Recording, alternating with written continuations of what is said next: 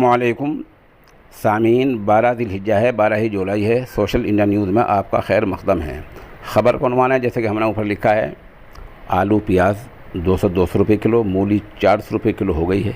आपको पता ही है कि आजकल श्रीलंका में आर्थिक स्थिति, आर्थिक बहरान चल रहा है, इक़्तिसादी बहरान चल रहा है और उसको लेकर वहाँ पेट्रोल जैसी चीज़ 500 रुपये से फ़ी लीटर ऊपर हो गई है।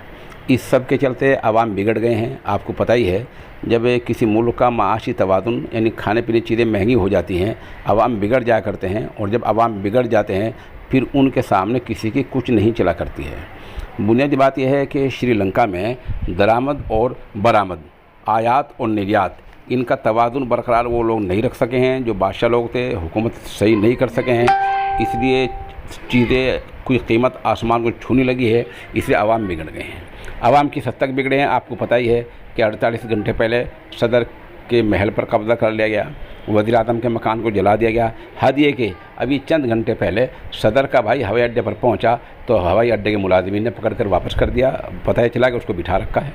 तो इस तरह आवाम ने एक तरह से हुकूमत को यरगुमाल बना लिया है और मुजाहिरीन का कहना यह है कि हम जब निकलेंगे यहाँ से, सदर जमहूरिया के महल से और वज़ीर आज़म के महल से जब निकलेंगे तब वो दोनों बाज़ाब्ता इस्तीफ़ा दे देंगे। अभी तक उन्होंने इस्तीफ़ा का ऐलान तो किया है लेकिन इस्तीफ़ा दिया नहीं है। आज 12 जुलाई है, कहा यह जा रहा है कि 13 जुलाई को इस्तीफ़ा दे सकते हैं। बहरहाल हमें ये बताना था कि आवाम बिगड़े क्यों हैं। आवाम इसलिए बिगड़े हैं कि जो रोज़मर्रा की चीज़ें हैं, जो आए दिन खाने पीने की चीज़ें काम आने वाली हैं, आलू है, प्याज है, मूली है, पेट्रोल है, ये रोज़ की चीज़ें हैं, इनकी कीमतें आसमान को छू रही हैं। और पता ही चला है कि श्रीलंका के लगभग 50-55 लाख लोग ऐसे हैं जिनके पास एक ही वक्त का खाना रह गया है और वो भी रूखा सूखा रह गया है। अब देखना यह है कि वहाँ की मईशत को पटरी पर लाने के लिए नई सरकार क्या इक़दाम करती है।